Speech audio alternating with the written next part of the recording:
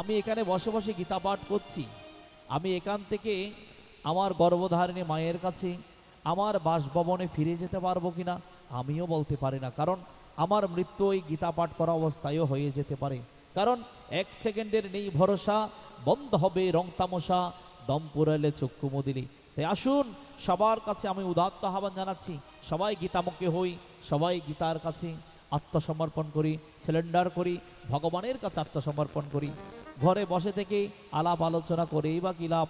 এখান থেকে বাড়ি যেতে পারবো তার তো কোনো নিশ্চয়তা নেই। তাই ভগবান বলছেন, একজন মানুষকে যখন আপনি 1 বার 2 বার 3 বার 4 বার 5 বার 10 বার ডাকবেন, মানুষটা কিন্তু বিরক্ত হয়ে যায়।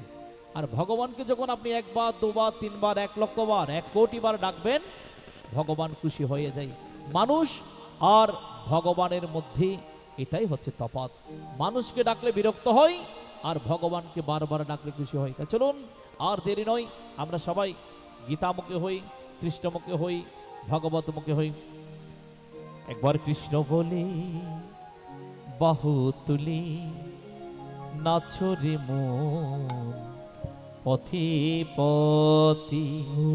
সবাই বলবেন ভগবানের নাম, হরে কৃষ্ণ কৃষ্ণ কৃষ্ণ হরে হরে, হরে রাম রাম রাম হরে হরে। তাই পদকর্তারা বলছেন কি, একবার কৃষ্ণ বলে বাহু তুলে নাচরে মন পথে পথে। একবার কৃষ্ণ বলে বাহু তুলে নাচরে মন পথে পথে। মনের জ্বালা দূরে যাবে, কৃষ্ণ প্রেম উদয় হবে।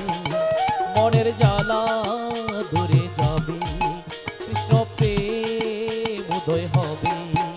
একবার কৃষ্ণ বলে বাহু তুলে নাচরে মন পথে পথে। একবার কৃষ্ণ বলে বাহু তুলে নাচরে মন পথে পথে।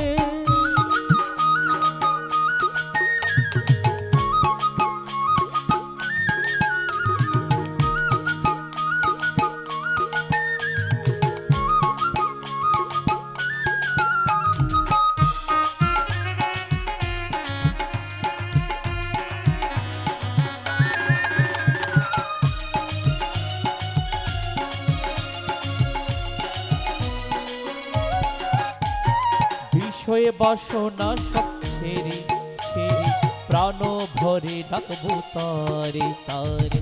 বিষয়ে বাসনা সব ছেড়ে ছেড়ে প্রাণ ভরে ডাকবো তারে তারে। তোরা আয় আয় আয় আহে আমার ভাই, তোরা চল চল চল বৃন্দাবনে যায়। তোরা আয় আয় আয় আহে আমার ভাই, তোরা চল চল চল বৃন্দাবনে যায়। একবার কৃষ্ণ বলে বাহু তুলে নাচরে মন পথে পথে। কৃষ্ণ বলে বাহু তুলে নাচরে মন পথে পথে।